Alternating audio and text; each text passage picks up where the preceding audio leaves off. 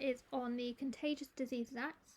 It's going to cover what they were and why they were passed. So it's going to be a little overview between the period 1862 and 1886. So there were 4 different reasons as to why the Contagious Diseases Acts were introduced. The first one is the health of the Army and the Navy. Then we have the 1857-1862 committees. We have the rise of prostitution and sexuality in Victorian society, and the role of this man called John William Acton. Before we delve into that, we are going to look at the key features of the Acts. So in 1864, 1886 and 1869, the Contagious Diseases Acts were passed. And what they did is they gave the government the power to arrest women and subject them to invasive examinations. Now these are any women who they thought might carry a disease, i.e. a prostitute. So anybody who was sort of deemed to be a prostitute, anybody who fit those characteristics, detailed characteristics, were subject to invasive examinations, and they didn't really have a choice in the matter. This was then taken a step further in 1864, which gave and this act gave police in ports and garrison towns the ability to arrest prostitutes for medical examinations. Now this was specific to ports and garrison towns, so anywhere sort of near the coast, because that's where prostitution and sexually transmitted diseases were at the highest. If they found to be diseased, they could be held in a lock hospital, which we're going to cover a little bit later, until they were cured. Failure to submit to an examination could lead to their arrest. Then we have the 1866 Act, and it made examinations for prostitutes compulsory every 3 months. They were identified on the basis of evidence of a single policeman to a magistrate. So just one policeman was required to point out a woman as a prostitute, and that was enough for them to be subject to compulsory examinations every 3 months. They were undertaken on all suspected prostitutes within 10 miles of a port or garrison town. Again, that's by the coast because that's where numbers were highest. Finally, we have the 1869 Act, and that's where prostitutes could be held for 5 days before examination without trial. And what it did is it created 18 protected districts, and they could be detained in a lock hospital for up to a year and then be subject to fortnightly inspections. So we can see the restrictions are getting tighter and tighter on these women who were deemed to be prostitutes. And part of that reason is because the venereal diseases, the sexually transmitted diseases, were rising quite rapidly, especially in the coastal towns where we see the Navy and Army men specifically. So, going back to what led to these acts being introduced. The first one, we have the Army and the Navy.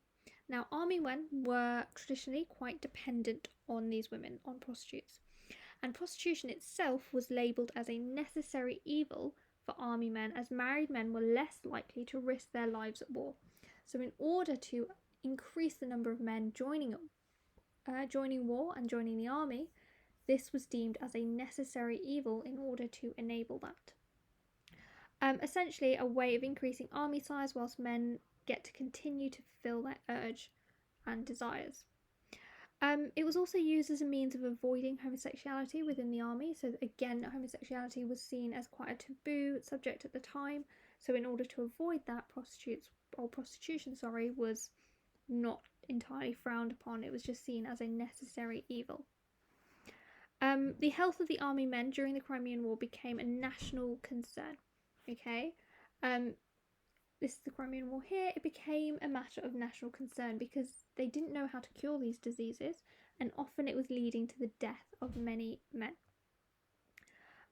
So there was this concern that there was more army casualties for disease over the battlefield. So Army and Navy health showed to be a big problem with venereal diseases such as gonorrhea, syphilis and scabies. So they decided this was something that they needed to tackle. Another reason is the role of the 1857 and 1862 committees. Now in 1857, the committee stated that venereal infection was increasingly high, and it was leading to quite a large loss of troops. The Royal Commission therefore recommended that a stats company monitor the health of the army. So now the health of the army was going to be monitored, and they were going to try and sort of figure out the root causes of all these casualties. But by 1859, regular checks were taking place on these army men, but they started to refuse as they claimed that it was too invasive for them. So we can see it's not entirely working, this idea of checks, this idea of keeping check on all of the army men. The men were refusing to do so. So by 1860, there was an increased urgency yet again, as lots of men are out of action during the war. So Florence Nightingale in 1862 recommends that the problem of STIs is publicised with the army men. So the army should purify itself morally and end its reliance on prostitution. So that's what Florence Nightingale offered as a solution to the rise of venereal diseases. However, this advice was ignored, and it was rejected by Gladstone, who was Prime Minister at the time. Then we have Sir John Liddell. Now, Sir John Liddell, he was part of the 1862 committee, and he argued that prostitutes should be regulated by frequent medical checks. So he's saying instead of encouraging the men to act by moral force, the women should be checked regularly instead. And he also recommended the start of this thing called lock hospitals. And they were hospitals that specialised in STIs, and prostitutes were to visit these voluntarily for regular treatment. And he opened one in Portsmouth in 1858 and Plymouth in 1863, and these were opened by the Royal Navy following the recommendations of Sir John Liddell. However, Gladstone rejected both Nightingale's and the 1862 and John Liddell's recommendations. Then we have this idea of prostitution and sexuality in Victorian society. Now, there were increased concerns within society about the spread of STIs, in particular gonorrhea and syphilis. Now, it was seen to be rapidly increasing within society, and not only within the men, the army men, who were then being lost as a result of it, but also syphilis in particular was a concern, as mothers could pass it on to their children. Hereditary syphilis was a big killer of children under the age of 12. So it could be transmitted from mother to child, and it was a leading cause for child mortality. On top of that, we had societal views on prostitution. Men were expected to commit adultery, but women could be divorced if they were accused of it, and this was to ensure the paternity of children. So what the government do is they introduced this Matrimonial Causes Act in 1857, which allowed men to use restraint to force their wives into sex. And this meant that in order to get meant that men were now being sort of encouraged to get married because it wouldn't suppress any of their desires or urges, and also in theory should reduce the use of prostitutes. And it was almost seen again as a necessary evil. However, the roles were reversed for women.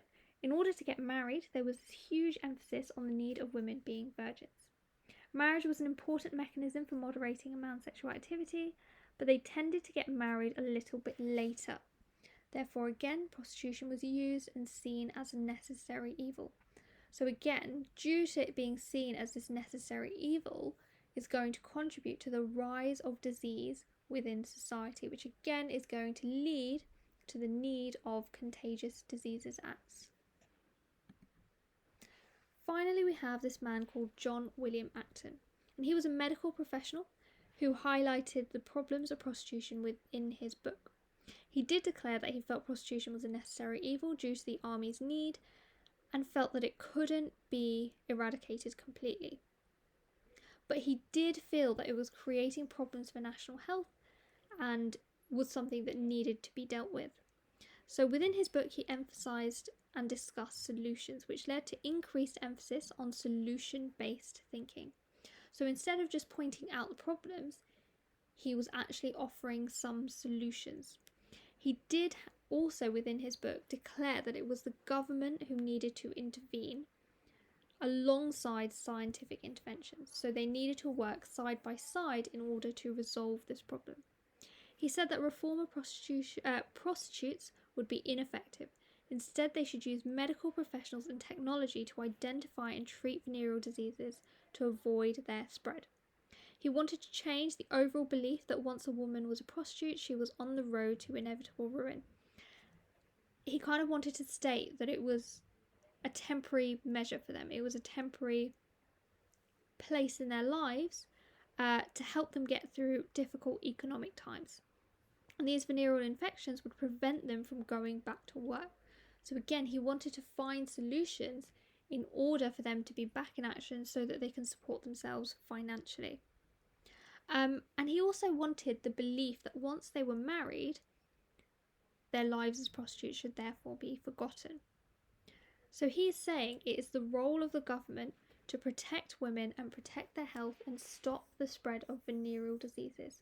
And this applied pressure on the government for them to then issue the 1864, 1866 and 1869 Contagious Diseases Acts. It gave them the power to arrest women and subject them to invasive examinations. So that is the overview of the Contagious Diseases Acts, what they were and why they were issued.